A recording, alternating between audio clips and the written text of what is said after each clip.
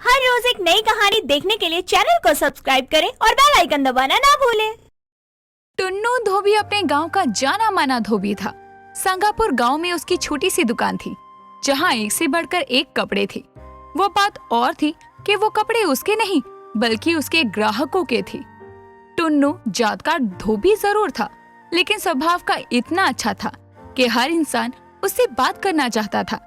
एक दिन टुन्नू अच्छे कपड़े पहनकर अपने गांव की एक शादी में पहुंचता है और वेटर उसके लिए कोल्ड ड्रिंक लाता है कि तभी गांव की जमींदारनी रजनी देवी वहां आती है। ए वेटर, अंधा है क्या तू? तुझे दिखाई नहीं देता कि कोल्ड ड्रिंक किसे देनी है और किसे नहीं? मालकिन, आप इतना क्यों भड़क रही हो?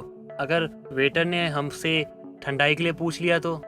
अच्छा, तो अब ये तुम्हारा मन है कि जिस गिलास में तुम खाते पीते हो उसी बर्तन में हम लोग भी खाए पिए।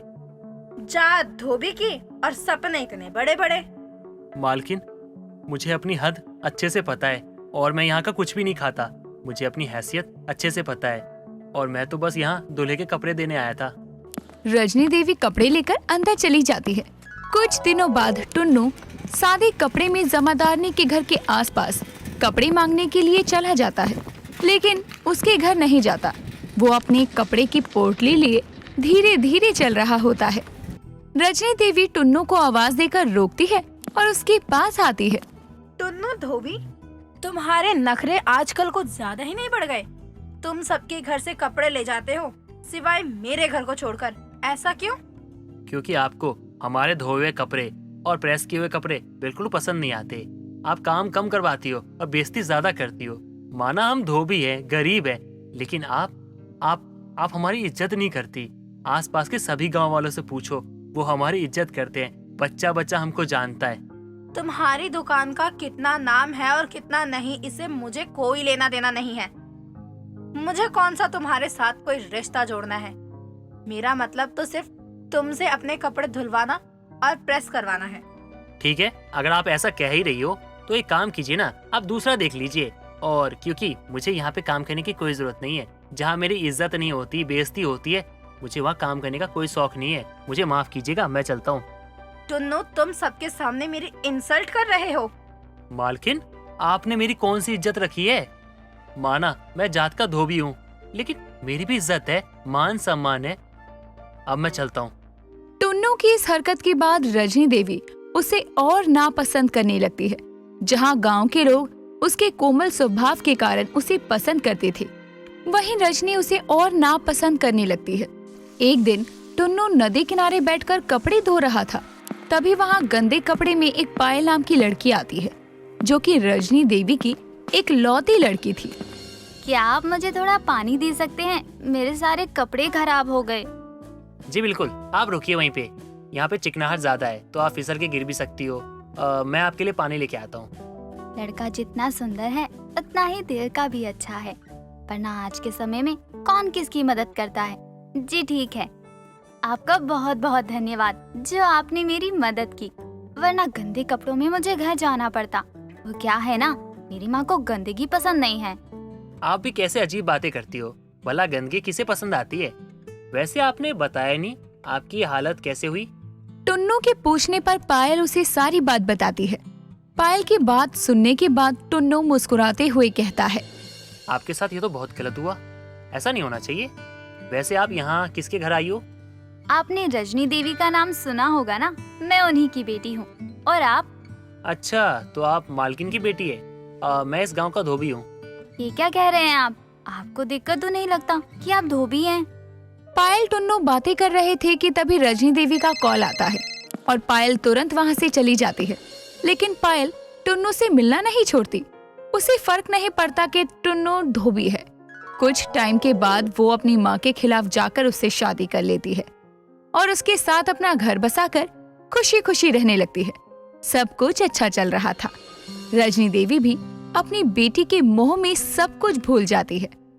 पायल और टुन्नू मिलकर अपनी दुकान को अच्छे से चला रहे थे। तभी एक दिन सभी रात के समय अपने घर में सो रहे होते हैं और गांव वालों के चिल्लाने की आवाज आती है। सभी अपने अपने घरों से बाहर निकलते हैं तो देखते हैं कि टुन्नू की दुकान जल रही होती है।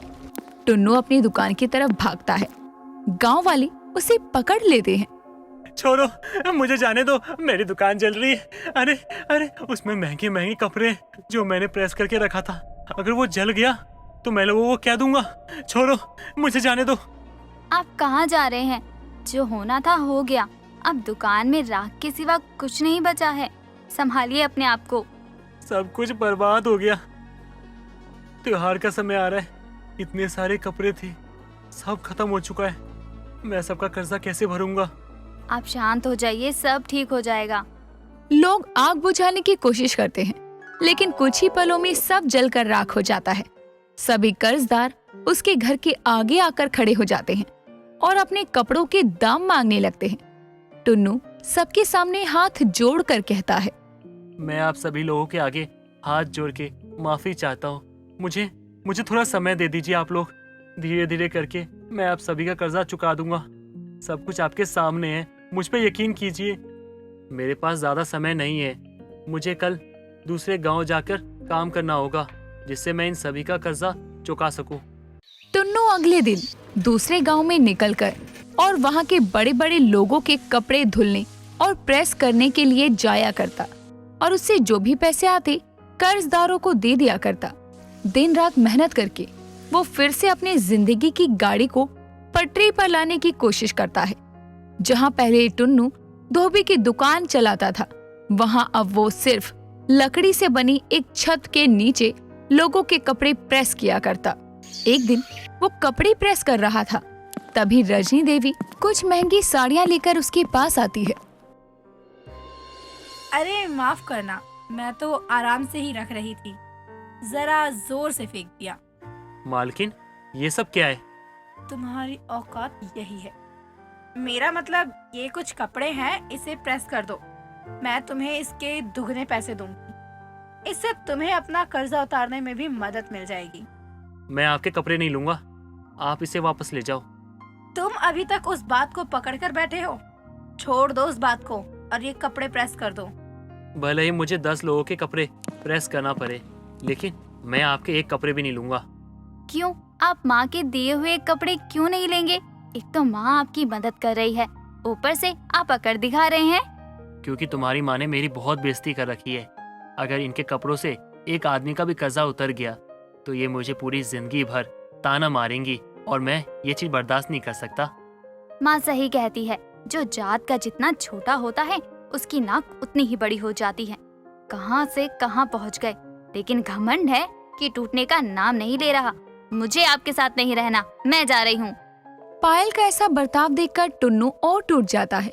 पायल अपनी माँ के साथ चली जाती है, जहाँ वो एक दिन अपनी माँ को फोन पर बातें करता सुन लेती है। तुमने क्या तरीका बताया है भाई। सांप भी मर गया और लाठी भी नहीं टूटी। उस टुन्नू धोबी की दुकान जलाकर मेरा बदला भी पूरा हो गया और मुझे मेरी बेटी भी वापस मिल गई। और किसी को जरा भी शक भी नहीं हुआ कि उस धोबी की दुकान किसने जलाई है। अपनी माँ की बात सुनकर भी वो साथ ही फोन में रिकॉर्ड भी कर लेती है, जिसके अगले दिन वो पुलिस और गांव वालों को वो बात दिखाती है, जिससे सबके सामने सारी सच्चाई साबित हो जाती है कि दुकान में आग लगी नहीं थी बल्कि लगाई गई थी। वीडियो देखकर रजनी देवी के होश उड़ जाते हैं।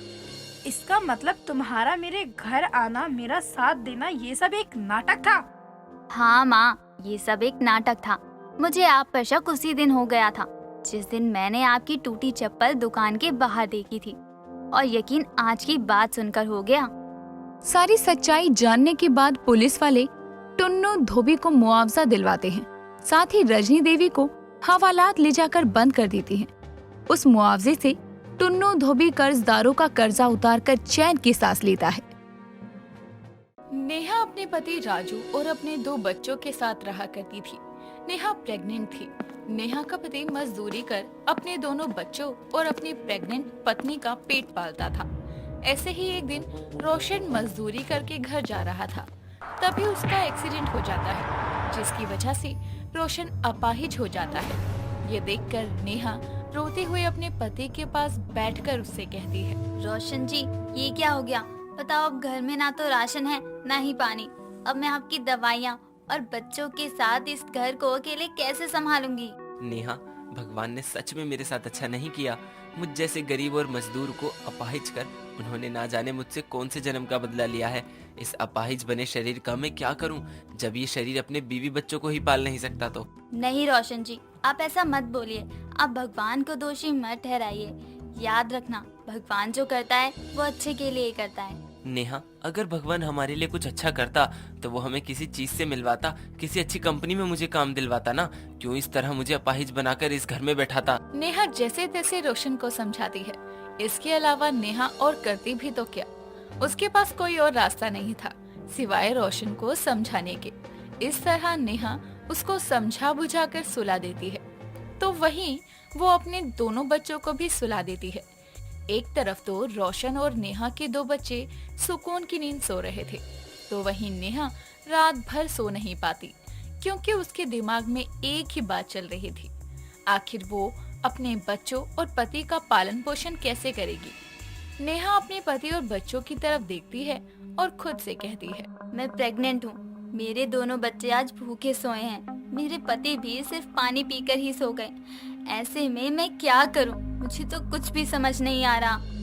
क्यों ना मैं किसी से कुछ मांग कर अपने बच्चों को खिला दूँ। हाँ, यही सही रहेगा। मैं अगली सुबह कुछ घरों में भीख मांग लूंगी और अपने पति और बच्चे को खिला दूंगी। नेहा पूरी रात यही बात सोचती रहती है और कुछ ही देर में सुबह हो जाती है। सुबह होते ही नेहा की बड़ी बेटी राधा, जो कि केवल 8 साल की थी, अपनी माँ नेहा से कहती है, माँ भूख लग रही है, खाने के लिए कुछ नहीं है क्या? कल रात को भी मैंने और नैना ने कुछ नहीं खाया था। हम दोनों को भूख जोर से लग रही है। हाँ मेरे बच्चे, मैं अभी तुम लोगों के लिए खाने का जुगाड़ करती हूँ, तुम चिंता मत करो। इस तरह नेहा अब अपने घर से बाहर निकलती है और घर घर जाकर लोगों का दरवाजा पीटकर खाने की भीख मांगती है। और ऐसे ही वो एक औरत के पास पहुंचती है और उससे बोलती है, दीदी कुछ खाने के लिए दे दो, भगवान आपका भला करेंगे। मेरे दोनों बच्चे और मेरा अपाहिज पति घर में भूखे हैं, साथ ही मैं प्रेग्नेंट भी हूँ। मुझे कोई बाहर काम नहीं दे रहा है, इसलिए अब अगर आप मुझे कुछ खाने को दे देती हैं तो आपकी बहुत कृपा होगी। चल चल निकल यहाँ से।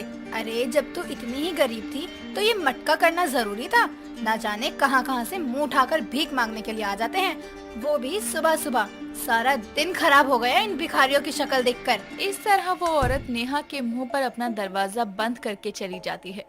तो वहीं बेचारी नेहा अपनी आंखों में आंसू लिए उस औरत के दरवाजे पर बैठ जाती है। वहाँ से आते जाते लोग नेहा को और उसकी हालत को देखकर जा रहे थे, लेकिन उसकी मदद करने कोई नहीं आता। बेचारी नेहा प्रेगनेंसी की हालत में भी अब दर दर की ठोकरें खाते हुए लोगों से जैसे तैसे भीख मांगती है और आज के खाने का जुगाड़ कर लेती है। भगवान का लाख लाख शुक्र है कि आज मैंने अपने बच्चों के लिए खाने का इंतजाम कर लिया। लेकिन आखिर कब तक मैं यूँ इस तरह भीख मांगकर अपने बच्चों को खिलाती रहूंगी। नेहा ये सब सोच ही रही थी कि ऐसे ही अब शाम होती है और एक बार फिर से सभी लोग सो जाते हैं। तो वही नेहा भी खाली पानी पीकर सोती है। नेहा 2 दिन से भूखी थी, इसीलिए उसको अचानक ही लेबर पेन शुरू होता है, जिस वजह से वो दर्द में चिल्लाने लगती है। बेचारा रोशन, वो तो अपाहिज था, इसीलिए वो कुछ कर नहीं पाता। तो वहीं उसके दोनों बच्चे गांव में जाकर लोगों के दरवाजे पीटने लगते हैं और कहते हैं, आंटी आंटी मेरी माँ के पेट में दर्द हो रहा है, चलो ना चलकर देख लो एक बार माँ को।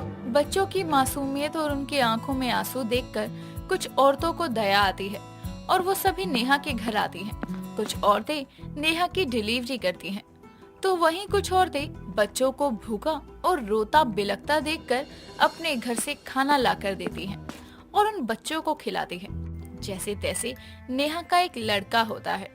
जहां एक तरफ नेहा को अपने बेटे होने की खुशी थी, तो वहीं दूसरी तरफ जब वो अपनी दोनों बच्चियों और अपाहिज पति का चेहरा देखती है तो उसको अफसोस होता है और इसीलिए अब वो दुखी हो जाती है। उसको दुखी देखकर उसकी पड़ोसन उससे कहती है, नेहा बहन बुरा ना मानना, एक बात कहूँ पर? जी जरूर, बोलिए ना। नेहा, तुम्हारा पति है अपाहिज, साथ ही तुम्हारे 2 बच्चे हैं, ऊपर से अब ये तीसरा भी पैदा कर लिया तुमने। एक बात बताओ, जब तुम जानती हो कि तुम्हारा गरीबी में आटा गीला हो रखा है, तो ये तीसरा बच्चा पैदा करना जरूरी था? अब कहाँ से पेट भरोगे तुम अपने पति और अपने 3 बच्चों का?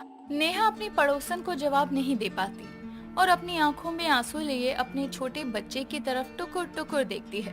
उसको इस तरह से देख पड़ोसन अपना मुंह चिढ़ाते हुए कहती है, देख बहन, तू इतनी गरीब है, ये चलेगा, लेकिन जरा अपने बच्चों के बारे में सोच लियो। मेरा काम तो तुझे आगाह करना और समझाना था, बाकी तेरी मर्जी है, तो खुद देख लियो। इस तरह उसकी पड़ोसन वहाँ से चली जाती है और नेहा अपने बच्चों की तरफ देख उनके खाने पीने की चिंता करती है। वो सोचती है कि आखिर वो अपने बच्चों का पेट भरे तो भरे कैसे।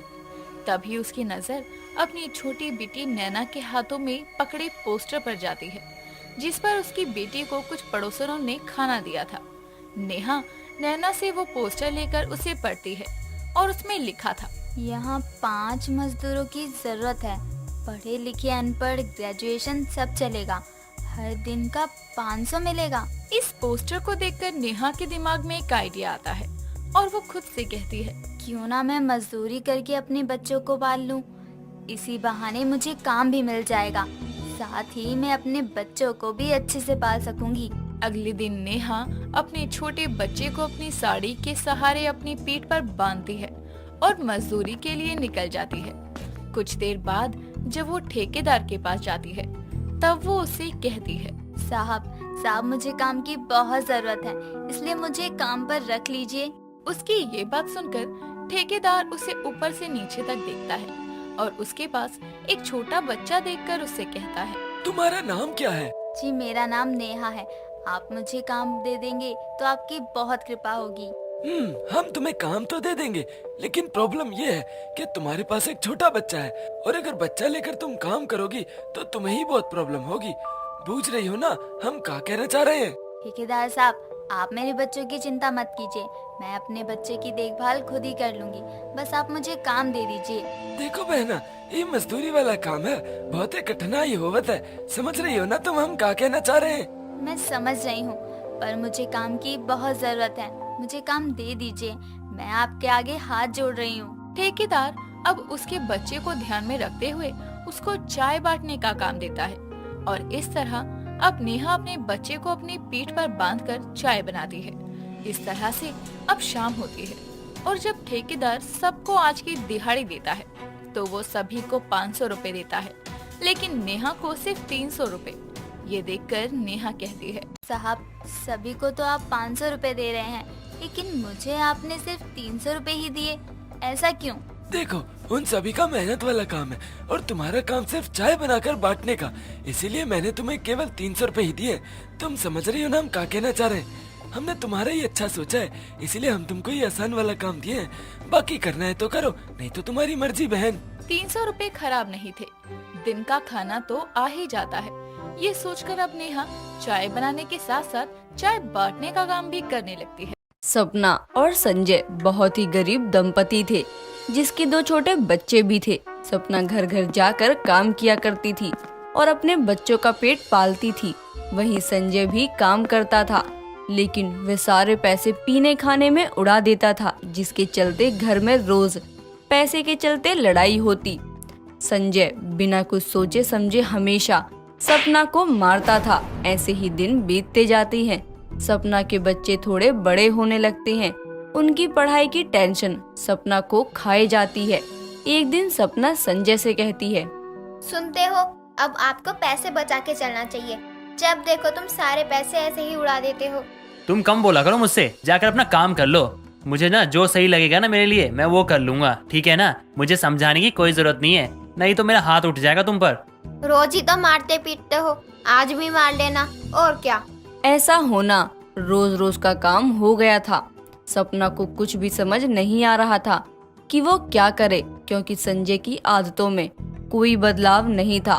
बीतते समय के साथ सपना की तबीयत खराब हो जाने से उसका काम छूट जाता है और कुछ दिनों बाद जब वो ठीक होती है तो एक दिन सपना घर से सोचकर निकलती है कि वो आज तो काम ढूंढ कर ही रहेगी। सपना को चलते चलते शाम हो जाती है, लेकिन उसको कहीं कोई काम नहीं मिलता है। सपना निराश होकर घर आ जाती है तो संजय नशे में धुत मिलता है और फिर सपना खुद से बोलती है, अब कल फिर जाऊंगी काम ढूंढने, आओ महारानी साहिबा, सुबह से कहाँ थी जो इतने रात को घर आ रही हो? काम ढूंढने गई थी पर कोई काम मिला ही नहीं। अब घर कैसे चलेगा? आप तो सारे पैसों की शराब पी गए। मुझे तो बस दारू चाहिए। कुछ दिन बीतने के बाद सपना को काम मिल जाता है। सपना खूब ज्यादा मेहनत करती है और फिर अपने बच्चों का ध्यान रखती और स्कूल में दाखिला दिला देती है। वहीं संजय एक दिन नशे में धुत सड़क पार कर रहा था, तभी एक गाड़ी उसे टक्कर मारकर चली जाती है। संजय वहीं गिर जाता है। कुछ लोग चोटिल संजय को घर छोड़कर आ जाते हैं। सपना संजय को ऐसी हालत में देखकर घबरा जाती है। ये सब क्या हो गया? भगवान, ये सब क्या हो गया? ये सब तेरी वजह से हुआ है। मुझे अगर तू कमा के देती ना तो मुझे कहीं और जाने की जरूरत ही नहीं होती। आप इतना अच्छा काम भी नहीं करते हो कि मैं कमाकर पैसे आपको दूं। मुझे अपने बच्चे भी पालने होते हैं, ठीक है ना? संजय कुछ दिन में ठीक तो हो जाता है, लेकिन उसकी आदत नहीं बदलती है, जिसे देखकर सपना बहुत दुखी हुआ करती है। एक दिन सपना काम पर जा रही होती है, तभी सड़क पर उसकी मोहल्ले के कुछ छपरी आदमी उसको छेड़ते हुए बोलते हैं, अरे कहाँ जा रही हो? कभी हमारे साथ भी चल लिया करो। जहाँ काम करती हो वहाँ से ज्यादा ही पैसे दूंगा। क्या बोल रहे हो? तुम्हें जरा भी शर्म नहीं आ रही है क्या? तुम इतनी सुंदर हो फिर भी सड़क छाप आदमी से शादी करके अपनी जिंदगी खराब कर ली है तुमने। क्या बोल रहे हो तुम? संजय मेरे पति हैं। तुम ऐसे उनको नहीं बोल सकते हो। कैसे भी हो मेरे पति हैं। जुबान संभाल कर बात करो। हाँ बिल्कुल पता है मुझे कि मैं क्या कह रहा हूँ। मुझसे शादी कर लो, अभी भी मैं बहुत खुश रख सकता हूँ तुमको। तुम्हें सारी खुशियाँ ला कर दूंगा जो संजय तुमको आज तक नहीं दे पाया। उसकी ये बात सुनकर सपना उस आदमी को जोरदार चांटा मारती है। चला जा यहाँ से, नहीं तो पुलिस बुला लूंगी। अकल ठिकाने आ जाएगी। पुलिस की धमकी सुनकर वो आदमी वहाँ से चला जाता है और सपना घर आ जाती है। वो संजय को ये सब बात बताती है। संजय सपना को मारने पीटने लगता है। सपना अब अपने बच्चों को लेकर घर छोड़कर चली जाती है। संजय भी सपना को घर से निकाल देता है। अकेले ही घर में रहकर घर का सारा सामान बेच देता है जो सपना ने बहुत ही मेहनत के कमाए पैसों से खरीदा था। ऐसे ही दिन बीतते जाते हैं। सपना एक छोटा सा कमरा किराए पर लेकर उसमें गुजारा करने लगती है। एक दिन सपना की बचपन की दोस्त प्राची आती है। अरे कितने दिनों बाद मिलने आई है। अब तुझे समय मिला है मुझसे मिलने का। तू तो भूल ही गई है मुझे तो। नहीं यार, ऐसी बात नहीं है। और बता, कैसी है तू? मैंने सुना है तूने शादी कर ली थी। कैसे है मेरी जीजा जी? मिलवाएगी नहीं क्या? क्या ही बताऊं यार अब तुझे। अब तू पूछ रही है तो बता ही देती हूँ। अब मैं तेरे जीजा के साथ नहीं रहती हूँ। मैं अब अकेली ही रहती हूँ। क्या बोल रही है? सारी बात सपना प्राची को बता देती है संजय के बारे में, जिसे सुनकर प्राची को यकीन नहीं होता। प्राची सपना से बोलती है, यार सुनकर बहुत बुरा लगा कि तेरी ऐसे आदमी से शादी हो गई थी। ये बात तुझे पहले से नहीं पता था क्या? चल छोड़ यार तू। तेरी लाइफ कैसी चल रही है? बस ठीक ही चल रही है। सपना एक बात बोलूं, बुरा ना लगे तो तुझे? हाँ बोल। तू दूसरी शादी कर ले, सही रहेगा तेरे लिए भी और तेरे बच्चों के लिए भी। उनकी जिंदगी भी सुधर जाएगी। नहीं, मेरा अब शादी से भरोसा उठ गया है। मुझे बस अपने बच्चों पर ही ध्यान देना है। देख बहन, समझाना मेरा काम था। आगे तेरी मर्जी है तुझे क्या करना है। इतना कहकर प्राची चली जाती है। सपना उसकी बातों के बारे में सोचती रहती है। उसकी बात उसके दिमाग में चल ही रही होती है। तभी सपना खुद से कहती है, वैसे तो प्राची सही बोल रही थी। मैंने एक बार गलती की है, बार बार थोड़ी ना करूँगी। मुझे भी लगता है कि वो सही बोल रही थी। सपना ये सब सोचते हुए खाना खाकर सो जाती है। ऐसे ही कुछ दिन बीत जाते हैं। एक दिन सपना का भाई अमन उससे मिलने के लिए आता है। सपना अपने भाई को देखकर रोने लगती है और जाकर उसके गले लग जाती है। सपना का भाई अपनी बहन से पूछता है, कैसी है तू? और जीजा जी कहाँ हैं? और बच्चे कहाँ गए सब? सब ठीक है भैया। और आप बताओ, आप कैसे हो? घर पर सब लोग कैसे हैं? सब लोग ठीक हैं। माँ को तेरी चिंता हो रही थी, इसलिए मैं तुझे देखने चला आया और तेरे इस घर का पता तेरी सहेली से चला। ठीक किया जो किया आपने मुझसे मिलकर। मेरा भी बहुत मन कर रहा था तुम सबसे मिलने का। ये सब छोड़ो, जीजा जी कहाँ हैं? और तुमने घर क्यों बदल लिया? कौन सा जीजा? कहाँ का जीजा? ये तू क्या बोल रही है? तेरा दिमाग खराब हो गया है? तेरा पति है वो, कैसा भी हो। तुम्हें कुछ पता भी है उनके बारे में? कोई नहीं, जैसा भी है तेरा पति है। आज का समय बहुत खराब है। सपना के दिमाग में पहले से ही प्राची की बातें चल रही थी। वहीं दूसरी तरफ अब अमन की बातें भी उसके दिमाग में चलने लगी थी। सपना को कुछ समझ नहीं आ रहा था कि उसके साथ क्या हो रहा है। ऐसे ही दिन बीतते जाते हैं। एक रोज सपना सोचती है, मेरे भाई ने मुझे एक मौका देने के लिए कहा, तो मुझे एक मौका शायद दे देना चाहिए संजय को। सपना यही सब सोचकर संजय के पास जाती है और देखती है कि संजय तो पहले से और भी ज्यादा बिगड़ गया है। अब तो वो पूरे दिन बस शराब के नशे में ही डूबा रहता है और तो और सड़क पे जुआ भी खेलने लग गया था। सपना बिना कुछ कहे वहाँ से चली जाती है और खुद से कहती है, पता नहीं तेरा क्या ही होगा सपना, क्या सोच कर आई थी और ये क्या हो रहा है। सोचा था एक मौका और दूंगी, लेकिन संजय इस लायक ही नहीं है। सपना फिर से काम पर जाने लगती है तो वही छपरी आदमी उसे छेड़ने लगते हैं।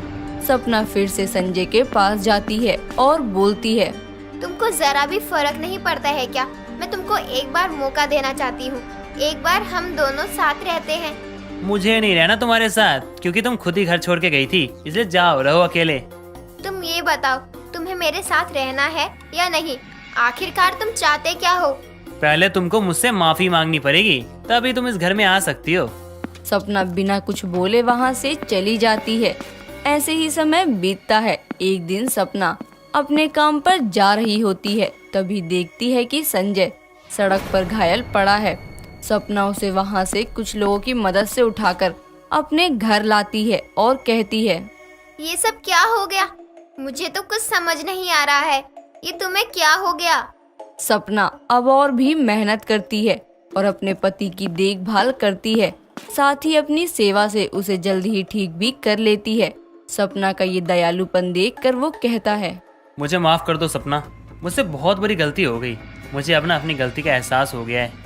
कोई बात नहीं, आपको अपनी गलती का एहसास हो रहा है, यही बहुत बड़ी बात है, और गलती इंसान से ही होती है। सपना तुम अब टेंशन मत लेना, सब कुछ मैं ठीक कर दूंगा। अब मैं अपने परिवार का अच्छे से ध्यान रखूंगा और हम फिर से एक नई जिंदगी की शुरुआत करते हैं। ठीक होते ही संजय फिर से एक बार अपनी बीवी से माफी मांगता है। संजय सड़क छाप से एक अच्छा इंसान बन जाता है और अपने परिवार का ध्यान रखने लगता है। सपना और संजय अपने बच्चों के साथ खुशी खुशी रहने लगते हैं। दोस्तों, अगर आपको ये कहानी पसंद आई तो इसे लाइक करें, शेयर करें और कमेंट करके बताएं कि कहानी में आपको सबसे अच्छा क्या लगा।